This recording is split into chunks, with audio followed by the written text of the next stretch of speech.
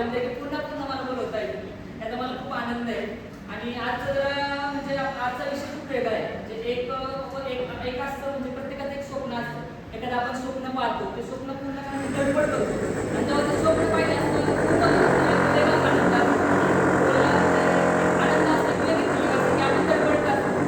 पण एखादी गोष्ट घेतली बाबा ती पूर्ण करायला 1 वर्ष जातं, वर्षभराची मेहनत असते.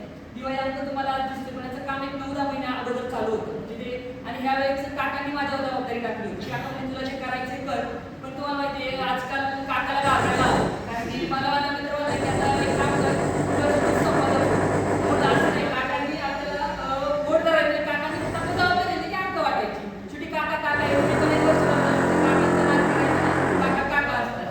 कारण की काका शेवटी ज्येष्ठ मंडळी असतात. आणि हे मी का बोलतो कारण की आपला जो दिवाळी अंक आहे तर त्या अंकाची किंमत आहे कारण काही वर्ष आपण पाहिजे की महाराष्ट्रात काय काय घडते. याच्यामध्ये त्या अकोलकर आहे एक ज्येष्ठ पत्रकार 80 वर्षी, त्यांचा अंक एक मोडा जोडा आणि त्यानंतर वेगवेगळ्या कविता आहे म्हणजे प्रत्येकाला माणूस अंक वाचू शकतो. वेगवेगळ्या कविता म्हणजे पूर्ण अंक राजकारणाचा नाही, शेवटची थीम डॉक्टरांची. आता आपण बघतो चालू मध्ये अटॅक येतो, चालू मध्ये माणूस जातोय. अटॅक म्हणजे काळजी काय घ्यावी, एक वयानंतर 40 नंतर आपल्या महिला भगिनींनी काय काळजी घ्यावी.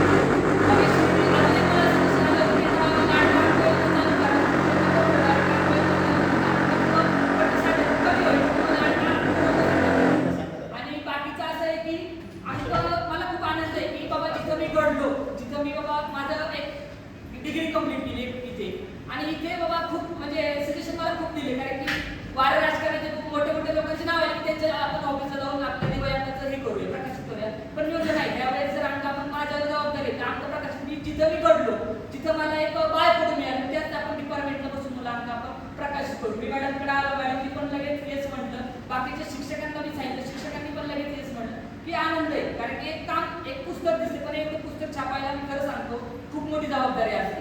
आणि जबाबदारी घेतली तर जबाबदारी संधीचं नक्कीच सोनं करता आलं पाहिजे. आता दिवाळी अंक रणांगण आहे, प्रत्येकाचं आयुष्य एक रणांगण आहे, प्रत्येकाच्या आयुष्यात वेगवेगळ्या प्रत्येकाला हे म्हणजे प्रत्येकाला वेगवेगळी संकट आहे. आणि वाचन का करायचं, वाचनाने माणूस समृद्ध होतो.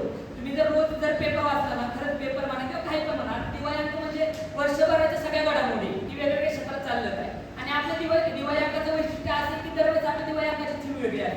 गेल्या एक VI होती, त्याच्या अलीकडे कोरोनाचं संकट होतं. गेले 27 वर्ष आपण वाचकांचा भरघोस प्रतिसाद मिळत आहे. आणि गेल्या वर्षी पण मी ह्याच डिपार्टमेंटला इनोव्हेशन केलं होतं. आणि असंच मग कसं असतं, कोणतेही काम घेतलं ते टीका होतात तुमच्यावर. मुलं म्हणली की काय म्हणजे चॉकलेट पार्टीसाठी दिवाळी अंक वाटतं, अशी गेल्याच माझ्या टीका झाली होती. मग मी यशदासाठी संस्था तिथं पूर्ण महाराष्ट्रातले क्लास 1 अधिकारी, क्लास 2 अधिकाऱ्यांचं प्रशिक्षण होतं. तिथं आपण आपल्या गेल्या वेळेचा दिवाळी अंकाचा मोठा कार्यक्रम घेतला होता.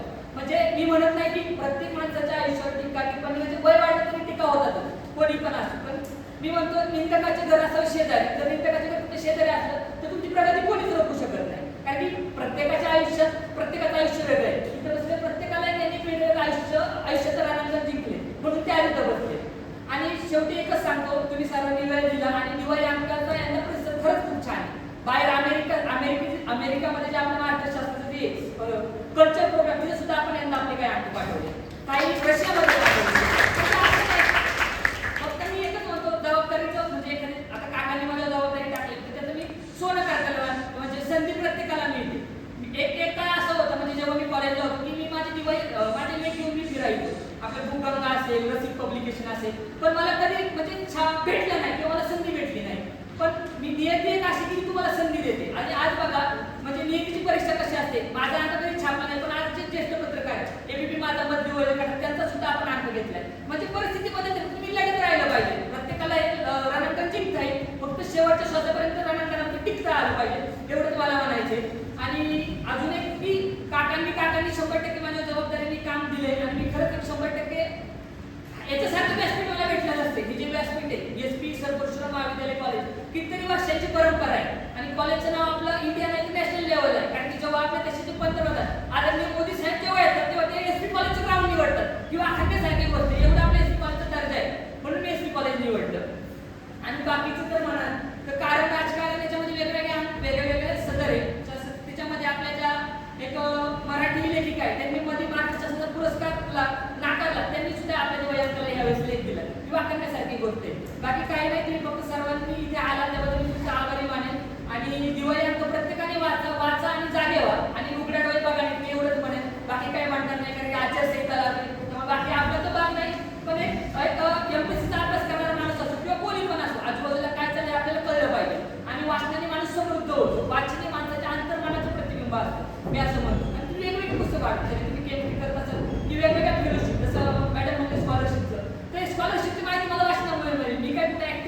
याच्यावर. पण तुम्ही पेपर जर वाचले किंवा आपल्याला सरकार खूप देते, सरकार आपल्या दारी आले फक्त आपल्याला सरकार काही पाऊल पुढे टाकायचं त्याची योजना घ्यायला. कारण भरपूर विद्यार्थी असतील, कारण